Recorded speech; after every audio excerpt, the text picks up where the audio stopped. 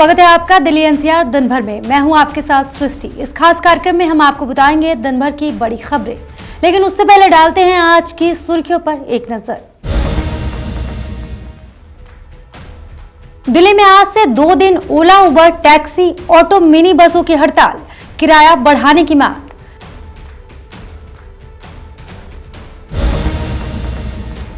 Supreme court पहुंचा जहांगीरपुरी हिंसा का मामला, निष्पक्ष जांच की मांग को लेकर याचिका दाखिल। जहांगीरपुरी हिंसा के आरोपी ने किया मैं झुकेगा नहीं वाला स्टेप, सोशल मीडिया पर वायरल हुआ वीडियो।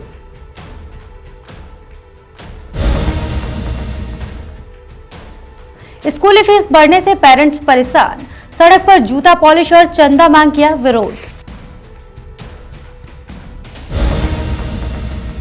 दिल्ली में कारोबारी पति ने की पत्नी बेटे की हत्या, माता पिता से बोला आखिरी राम राम, मैंने पत्नी और बेटे का कल्याण कर दिया, अब मैं भी मरने जा रहा हूं। दिल्ली में आज ऑटो, ओला और उबर के कैब ड्राइवरों ने हड़ताल किया हुआ है, जिससे दिल्ली वालों को परेशानियों का सामना करना पड़ रहा है। दरअसल पिछले कई दिनों से देश भर में पेट्रोल, डीजल और सीएनजी के दामों में बढ़ोतरी हो रही है, जिससे ये कैब ड्राइवर किराया बढ़ाने की मांग कर रहे हैं। दिल्ली में आज टैक्सी, ऑटो और ओला, उबर के कैब ड्राइवरों ने हड़ताल का ऐलान किया है। ऐसे में टैक्सी, ऑटो, मिनी बस, ओला और उबर का इस्तेमाल करने वाले लोगों को दिन भर दिक्कतों का सामना करना पड़ सकता है।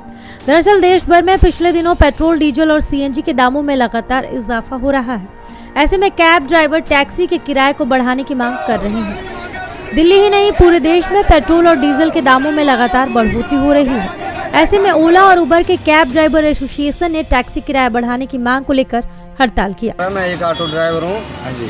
करनाल बाईपास प्रीपेड बूथ पे हम गाड़ी लगाते हैं। तो आज पूरी दिल्ली के अंदर स्ट्राइक है 18 और 19 की। सर जैसे सीएनजी के दाम बढ़े हैं, सीएनजी के दाम सर बहुत बढ़ चुके हैं। कितने बढ़े हैं? पहले 38 रुपए थी, अब 72 रुपए हो चुकी है। तो कितना ऐसे आपको नुकसान कैसे है इसमें? नुकसान ऐसे है कि हमारा किराया बढ़ा नहीं है, लेकिन हम किराया नहीं बढ़वाना चाहते, हम सीएनजी कम करवाना चाहते हैं। जैसे डीटीसी को आप 35 रुपए सीएनजी दे रहे हो, 35 रुपए किलो, तो हमारे को भी 35 रुपए दी जाए। दिल्ली ऑटो रिक्शा संघ की तरफ से भी सीएनजी पर सब्सिडी की मांग की गई। संघ का कहना है कि सरकार अगर उनकी मांग नहीं सुनती तो वो हड़ताल करेंगे। ऑटो, टैक्सी और कैब ड्राइवर्स एसोसिएशन ने दिल्ली में सोमवार से 2 दिन की हड़ताल बुलाई। कई ऑटो कैब ड्राइवर मांग कर रहे हैं कि कैब के दामों में इजाफा किया जाए। गैस सीएनजी इतनी महंगी कर रखी है, मीटर जो पास कर रखे हैं 35 रुपए थे उस टाइम, सीएनजी थी 35 रुपए और मीटर अब हमारे वही 35 रुपए, अब भी वही रेट है। और गैस क्या आपका रेट है वो 73 रुपए 75 रुपए हो गए। दारू कर दी सस्ती है, सीएनजी कर दी महंगी, गरीब आदमी क्या करे, मरेगा। तो हमारी परेशानी हो जाएगी ना सर। ओला भी बंद कर दिए, ऑटो भी बंद कर देंगे, कहाँ जाएंगे इधर सामान लेके। और ईंधन की कीमतें घटाई जाए। हालांकि दिल्ली सरकार द्वारा दिए गए आश्वासन के बावजूद ड्राइवरों ने हड़ताल बुलाने का फैसला किया। इस मामले में दिल्ली सरकार ने कमेटी बनाकर ड्राइवर्स की मांगों पर चर्चा करने की बात कही है। एसोसिएशन का दावा है कि 2 दिन की हड़ताल में ज्यादातर कैब और ऑटो ड्राइवर्स हिस्सा लेंगे। दिल्ली से नवोदय टाइम्स के लिए अनिल कुमार की रिपोर्ट। दिल्ली के जहांगीरपुरी में हुई हिंसा मामला की याचिका अब सुप्रीम कोर्ट में पहुंच गई है। दरअसल वकील ने सीजीआई को पत्र लिखकर इस पूरे मामले में निष्पक्ष जांच की मांग की है। दिल्ली के जहांगीरपुरी में हनुमान जयंती पर झड़प की सूचना दिल्ली हाई कोर्ट और सुप्रीम कोर्ट में पहुंच गई है। इस मामले को लेकर एससी में एक पत्र याचिका दायर की गई है, जिसमें मौजूदा न्यायाधीश की अध्यक्षता वाले पैनल द्वारा निष्पक्ष जांच करने की मांग की गई है। दरअसल हनुमान जयंती के जुलूस के दौरान कथित तौर पर पत्थर फेंकने के बाद शनिवार को शहर के उत्तर पश्चिमी हिस्से में हिंसा के दौरान कई लोग घायल हो गए थे। इस हिंसा को लेकर वकील अमृतपाल सिंह खालसा ने देश के मुख्य न्यायाधीश को पत्र लिखा है, जिसमें कहा है कि हाल ही में उत्तर पश्चिम दिल्ली के जहांगीरपुरी इलाके में जो दंगे हुए वे संविधान के चेहरे पर एक धब्बा है। ये दूसरी बार है जब दिल्ली में 2 साल में दंगे भड़के हैं और दोनों ही मौके पर अल्पसंख्यक समुदाय के सदस्यों को ही दोषी ठहराया जाना है। याचिकाकर्ता ने आरोप लगाया है कि दिल्ली पुलिस की जांच अब तक आंशिक सांप्रदायिक रही है। शुरू में 7 लोगों को गिरफ्तार किया गया था और वे सभी एक ही समुदाय के थे। इसी के साथ याचिकाकर्ता ने पत्र में यह भी लिखा कि 2020 के दंगों में दिल्ली पुलिस की भूमिका ने उन्हें कमजोर कर दिया और लोगों के विश्वास को कमजोर कर दिया है। इस पत्र के साथ मैं आधिपत्य का ध्यान पत्र के अधिकार क्षेत्र का प्रयोग करने के लिए कहता हूँ, जिससे इस अदालत के मौजूदा न्यायाधीश की अध्यक्षता में एक समिति का गठन किया जाए ताकि इसकी निष्पक्ष जांच की जा सके। बता दें कि इस मामले में दिल्ली पुलिस की क्राइम ब्रांच ने एक और आरोपी को गिरफ्तार कर लिया है। कुल मिलाकर अब तक 23 आरोपियों को गिरफ्तार किया जा चुका है। माना जा रहा है कि अभी और कई गिरफ्तारियां होंगी। ब्यूरो रिपोर्ट, नवोदय टाइम्स, नई दिल्ली।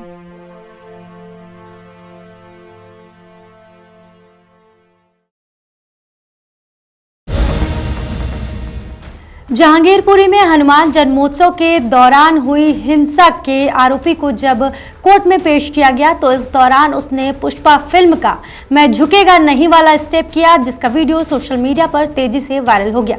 क्या है पूरी खबर, चलिए दिखाते हैं आपको। दिल्ली के जहांगीरपुरी इलाके में हनुमान जन्मोत्सव के दौरान हुई हिंसा के आरोपी को रविवार को कोर्ट में पेश किया गया। इस दौरान जब पुलिस से कोर्ट ले जा रही थी तो उसने पुष्पा फिल्म का मैं झुकेगा नहीं वाला स्टेप किया, जो सोशल मीडिया पर वायरल हो गया। कोर्ट जाते समय पुलिसकर्मी ने उसका एक हाथ पकड़ रखा था। बता दें कि 4वीं कक्षा तक पढ़ा अंसार कबाड़ी का काम करता है। उसके खिलाफ 2 मामले पूर्व में दर्ज है। उसे पहली बार 2009 में चाकू के साथ गिरफ्तार किया गया। इसके बाद 2018 में उसके खिलाफ सरकारी कर्मचारी पर हमला करने और काम में बाधा डालने की धारा में मुकदमा दर्ज किया गया था। उस पर सट्टेबाजी के मामले में भी कार्रवाई की जा चुकी है। पुलिस ने मुख्य साजिशकर्ता अंसार सहित 22 आरोपियों को गिरफ्तार किया। इनमें 2 नाबालिग हैं। अंसार व पिस्टल से फायरिंग करने के आरोपी असलम को पुलिस ने रोहिणी कोर्ट में पेश कर 1 दिन के रिमांड पर लिया है। इनसे पूछताछ कर अन्य साजिशकर्ताओं के बारे में जानकारी जुटाई जा रही है। Bureau report, Navodaya times. महंगाई के साथ साथ स्कूल की फीस भी बढ़ रही है, जिसको लेकर पेरेंट्स नाराज है। इसी को लेकर ग्रेटर नोएडा में पेरेंट्स ने रोड पर बैठकर लोगों के बूट पॉलिश किए और कहा कि इससे मिले चंदे को स्कूल में जमा करेंगे। वापस लो। महंगाई के साथ साथ स्कूल में पढ़ने वाले बच्चों की भी फीस लगातार बढ़ने से अभिभावक परेशान हैं। बच्चों को स्कूल तक ले जाने का ट्रांसपोर्टेशन चार्ज में बढ़ोतरी और फीस बढ़ने के कारण एनसीआर पेरेंट्स एसोसिएशन और निफोमा के सदस्यों ने अनूठा प्रदर्शन किया है, जिसमें वो सड़क पर बैठकर लोगों के बूट पॉलिश कर रहे हैं और उनसे मिले चंदे को वो स्कूल में जमा करेंगे। देखिए, जनवरी में आदेश आया कि सरकार का कि फीस नहीं बढ़ाई जाएगी और 3 महीने बाद जैसे ही इलेक्शन खत्म आए ये आदेश आ गया कि फ़ीस बढ़ा दी जाए। तो हम ये जानना चाह रहे हैं कि सरकार की ऐसी क्या मजबूरी है।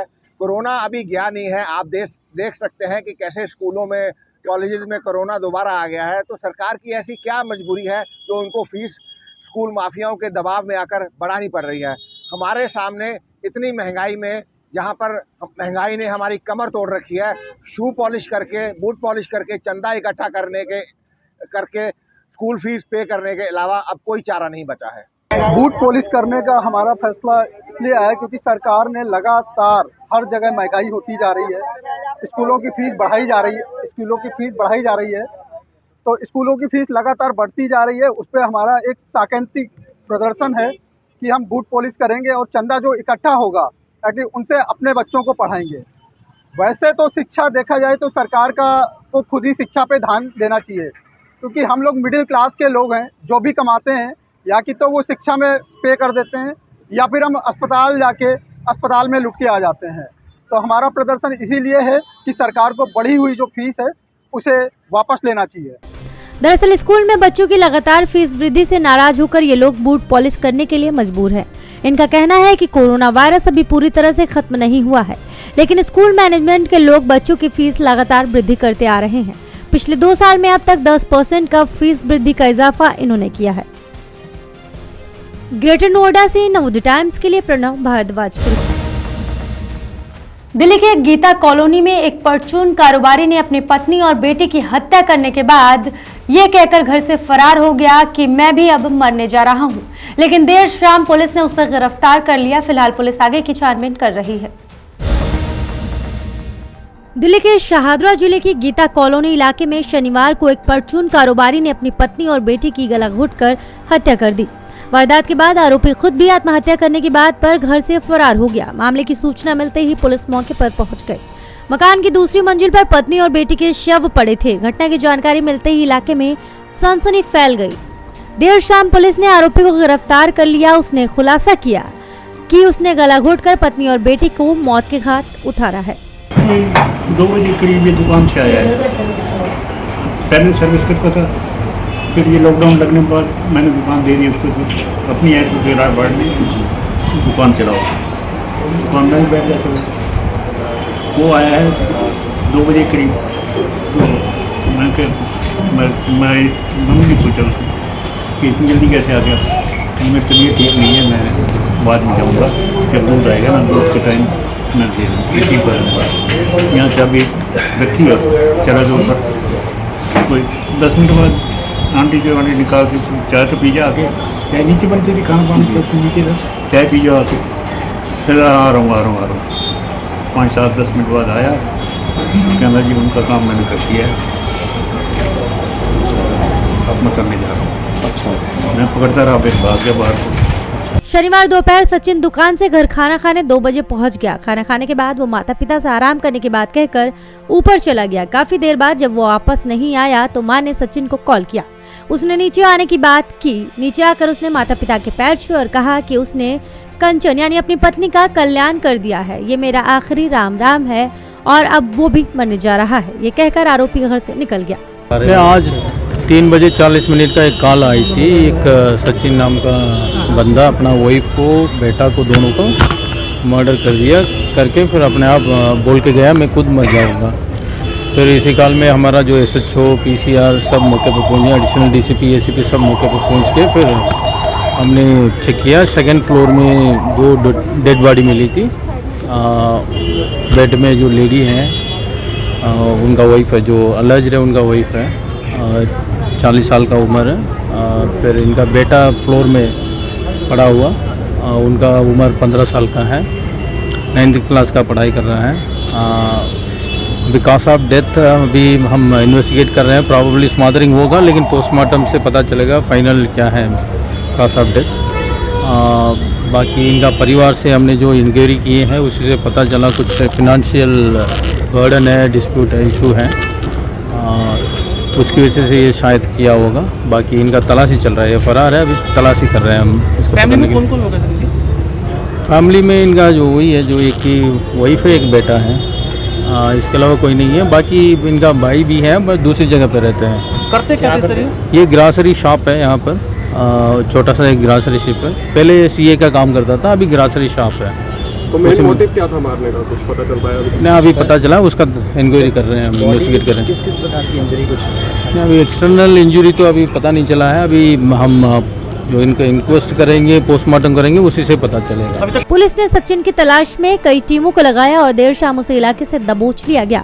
आरोपी ने दोनों की हत्या की बात कबूल की है। फिलहाल पुलिस आगे की छानबीन कर रही है। दिल्ली से नवोदय टाइम्स के लिए सुरेंद्र सिंह की रिपोर्ट। फिलहाल के लिए इस खास बुलेटिन में सिर्फ इतना ही। देश दुनिया की तमाम बड़ी खबरों के लिए देखते रहिए नवोदय टाइम्स TV। हमें दीजिए इजाजत।